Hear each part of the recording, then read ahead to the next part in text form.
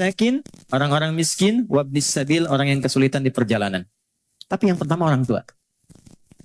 Jadi, teman-teman, kalau orang tua masih hidup, apa yang bisa dipersembahkan walau tidak diminta?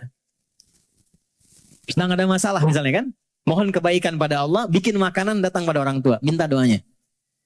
Ini sederhana tapi dalam, minta doanya. Ada kitab namanya Al-Adabul Mufrad karya Al-Imam Al-Bukhari.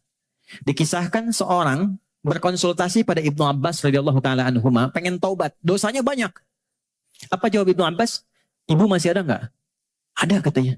Udah, pulang aja, berbakti pada ibumu. Sayangi ibumu, buat beliau merasa senang terus. Tanya lagi orang ini, kenapa mesti ibu? Kata Ibnu Abbas, saya tidak pernah mendapati di Quran dan keterangan Nabi yang terbaik dari bakti kepada ibu untuk mengentaskan semua masalahmu.